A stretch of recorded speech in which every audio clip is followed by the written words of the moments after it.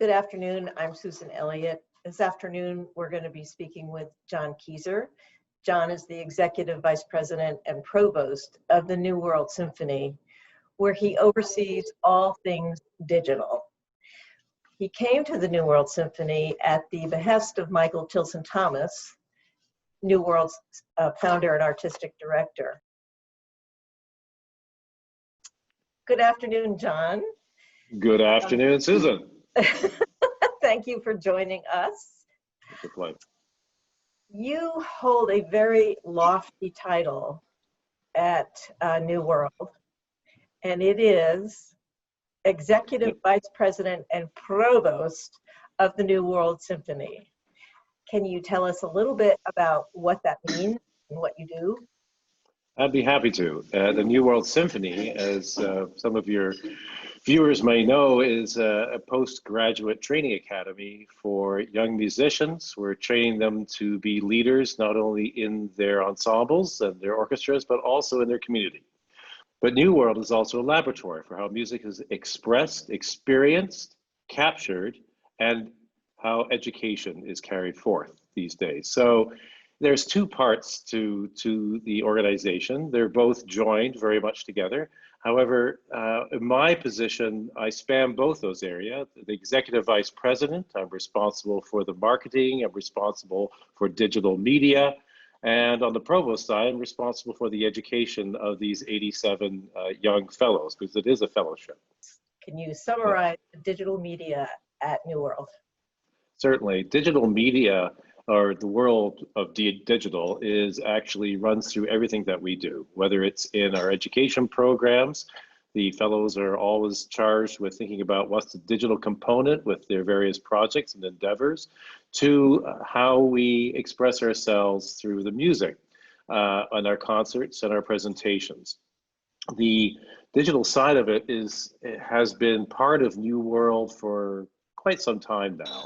It is actually core to their work. It's core to our mission, and we feel that the digital world is one that all musicians, all performers need to be comfortable with and need to be able to perform within that.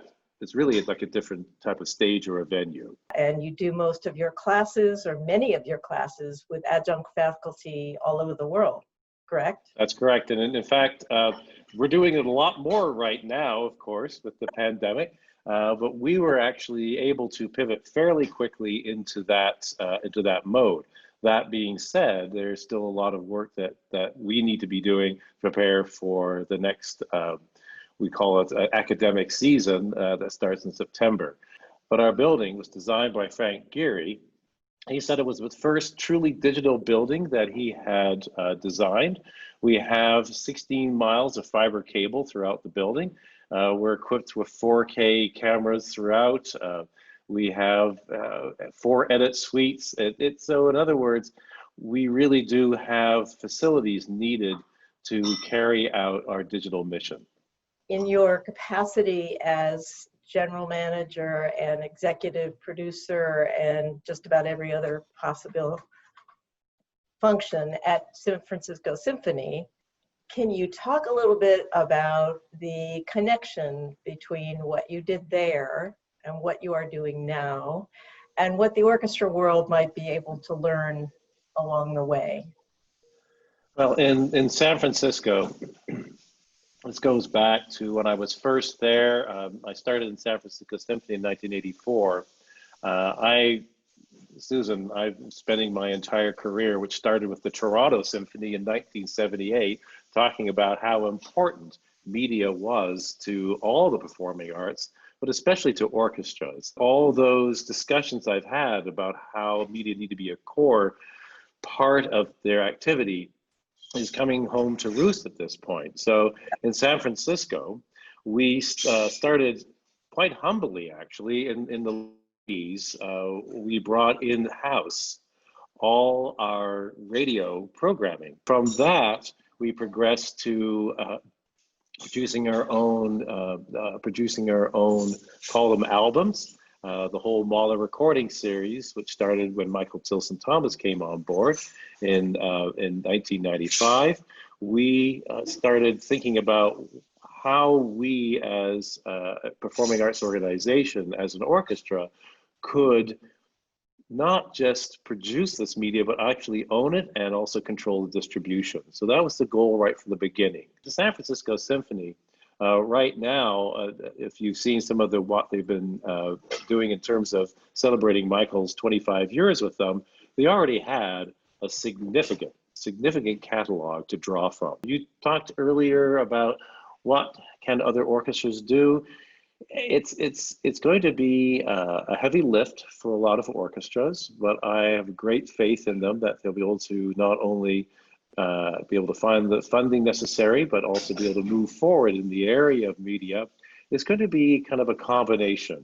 New World, we're looking at different options and how, in fact, we can use media to actually bring a closer, even closer relationship between our fellows and our audience. How to combine it, for example, with a live event. I'll give you an example. We, as an experiment, a number of our fellows, brass fellows, did this program a year ago called Beer and Brass, and they partnered with a local microbrewery called Vesa Sewer, and they brewmaster, and they worked together on not only a flight of beer, but also music to pair with the beer. So this happened live. It was very well received. And then they said, well, we want to refine it and do some things a little bit different. And we said, that's great, with the pandemic, think about how you do this online. So they took the challenge up. They pre-recorded at the New World Symphony, a socially distanced and extremely safe manner, some works. They had already talked to the brewmaster at Vesa Sewer. They were into doing this again.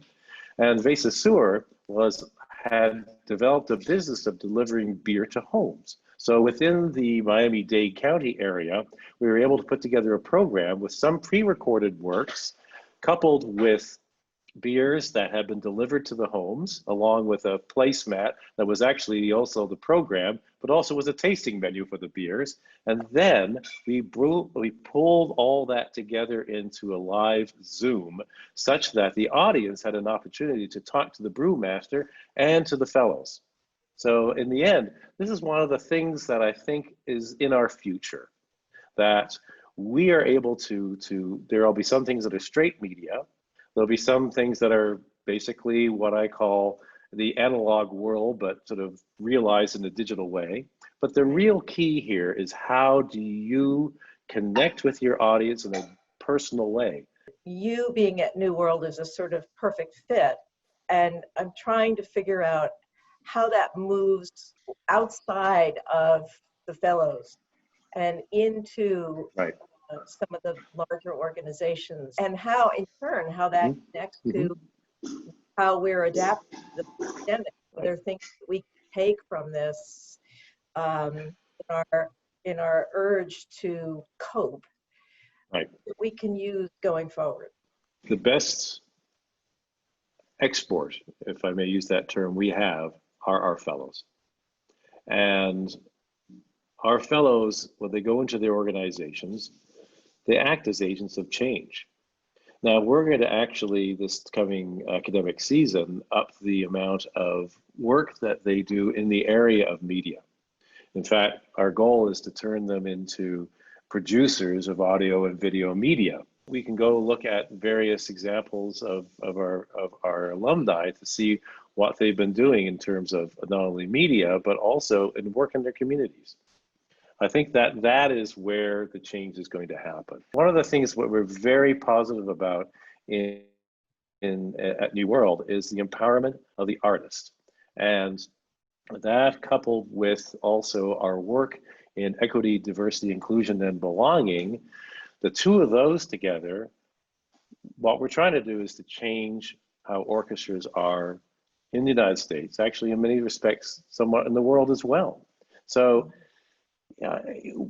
we can produce all the media in the world, but I think that our main focus, our work, is to prepare the fellows to go into a situation to be leaders, to really, put together the teams they need to go forward with some of these projects. If I'm a violinist fellow, is it required that I take courses or that I learn how to use video and all the different platforms and like that? Everybody in the fellowship is required to create a project or to be an integral part of a project. And so, but it runs the gamut. Some first years will lead a project, some third years will be, supporting members of a project. And this year, those projects are going to be just about 100% online. So, way of answering your question, but the answer is yes, they are, because that's going to be their medium of expression. In New World, we're teaching to think very broad-based. We're teaching them to also have the skills, to not only the technical skills, but also the people skills. I myself teach a course in negotiation, for example. And so that is extremely important because our whole world is nothing but negotiation. Talking about the nuts and bolts, the practicalities of what's coming up in the fall. We'll be active in September, one way or another. So you are prepared to be fully online, yes? If necessary, absolutely, yes. How has the pandemic impacted the organization of the New World Symphony, apart from the fellows and distance learning and so forth? Well, as you can imagine, part of our revenue is dependent on live audiences. So we've had to make adjustments. We've had to rethink how we do our media. I would say that the New World Symphony, when I first arrived and for the past few years, maybe about 25% of what we were doing was on media, online. Now we're going to be 100%. The online aspects of anything, there's a lot of positives there. For example, these audition training seminars that we do for NAS, right? They've really been about 16 to 18 people up per session. We've done 2 to 3 sessions a year. This last session we did, which was completely online, we had 65 participants. Wow. And so it also reduces the cost exponentially because people are not traveling here, we're not housing them. I just wanted to ask you if you wanted to take the opportunity to talk to your colleagues about how to get through this period of time. Well, be very deliberate in terms of what you are trying to accomplish if you plan to go into media. Make sure that what you do in media aligns absolutely with what your core values are, what your mission is, and what you are, or who you are as an organization. Because authenticity in the digital world is absolutely essential. After that, take your time. Don't feel that you need to rush into it. I understand there are potentially a lot of issues involved with waiting, but this is something, if you haven't done a lot of media in the past, there's a very steep learning curve. So take your time, bring people in, give me a call. I'll be more than happy to talk to you, and we can sort of sort through some of the more gnarly problems. But really, I think that this in the future will always have to have a media component, even when the vaccine is widely distributed and we're back in concert halls. But I think at some point, we need to look at how we can actually serve our audiences, serve our students in a more open, a more accessible way through media. And I don't think that's ever going to go away.